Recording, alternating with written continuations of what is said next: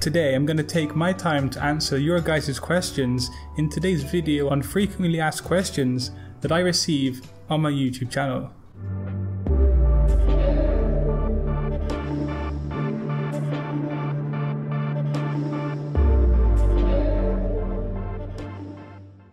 What is up people, welcome back to Satori Graphics, the home of graphic design content right here on YouTube. So I get a lot of questions on my YouTube channel and I actually try to reply to all of the comments that I do receive.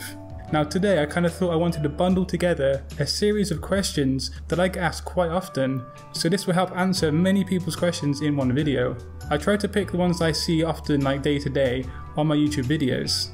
So let's jump right into the questions right now. Now one of the main questions I've seen is, Tom, why do you actually make YouTube videos? Why do you take your time to do this instead of graphic design? Now just right off the bat, I still do graphic design work. I still make posters, I still make logos and do all of these kind of things, but it's kind of taken a backseat to me making YouTube videos.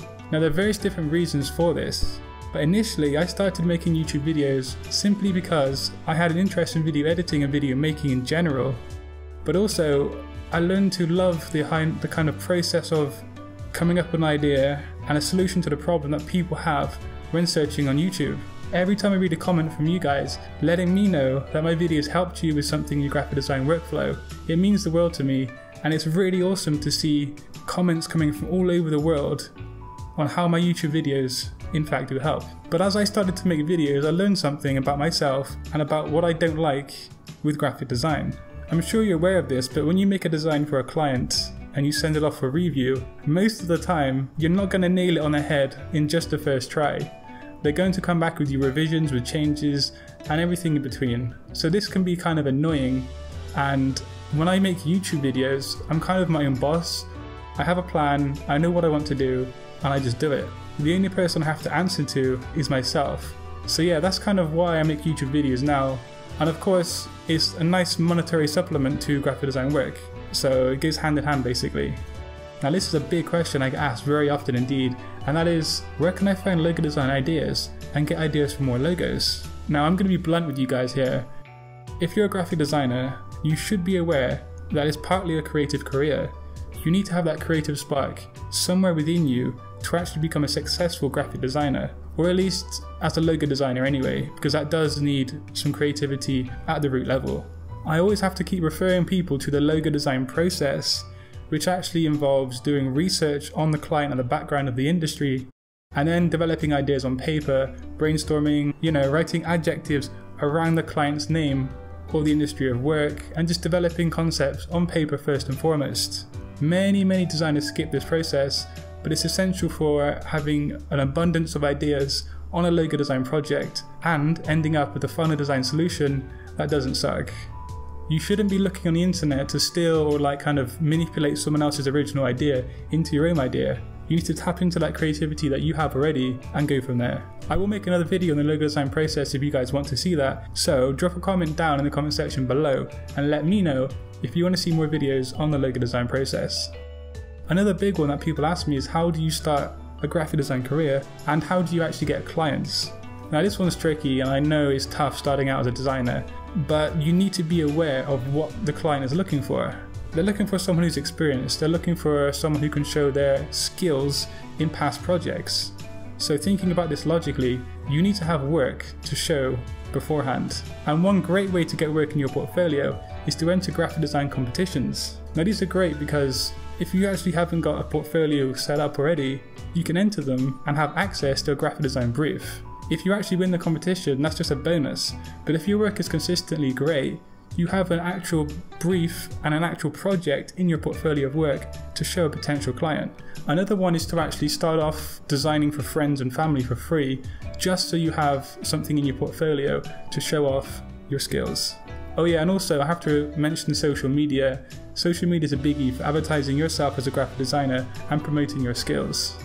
Utilize Twitter hashtags, utilize Facebook groups, utilize social media as a whole. Just get yourself out there and be passionate about what you do. Here's another question I often see. Is Illustrator superior to Photoshop? You guys all know I love Illustrator. I use it all the time, but I also use Photoshop all the time.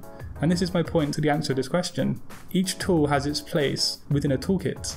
I use Photoshop for making thumbnails, for, making some artwork for a poster, for example. But I'm always going to use Illustrator for vector logos, sometimes vector posters, infographics, stuff like this.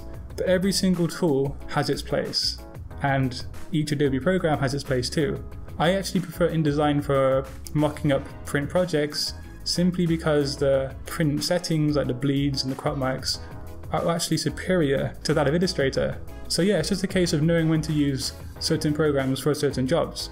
And actually, on my last poster design, I used InDesign, Illustrator and Photoshop, all for the same project.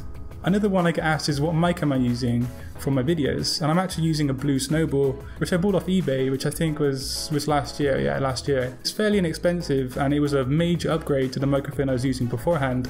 I really don't even know how my YouTube channel grew when I was using the previous microphone, because it sounded really bad. But yeah, this was about $80 I think, $70 or $80, thereabouts. I might upgrade and get a Yeti microphone, but for now, this one's doing the job, so it's all good. And before I answer the last question in today's video, make sure to let me know if you want to see more videos just like this one today, where I answer your questions or frequently asked questions. I might even hold a Q&A if that's something you guys are interested in, so just let me know. Another question I get asked is how long does it take to make a video? Most of the channels out there will just talk on a microphone whilst recording the tutorial. That's not what I do. What I do is I actually record the video in Illustrator, and then I actually write a script after I've edited that. So I have to edit the video, then I have to write a script, and then I have to actually record the audio of the script. Then I put it all together and edit it. So it takes quite a long time to do that, and a general rule of thumb for my content is 1 minute of video takes around an hour in production. So yeah, when I'm making these 10-minute long videos, it takes me around 8 or 10 hours to make those. And I think most people don't understand the effort and time that I put into this channel. But yeah, there is today's video on frequently asked questions I often get on my YouTube videos. Remember to subscribe to Satori Graphics if you want to boost your awareness as a graphic designer and learn a thing or two about Illustrator. Like and leave me a comment on today's video, and of course, until next time, design your future today. Peace.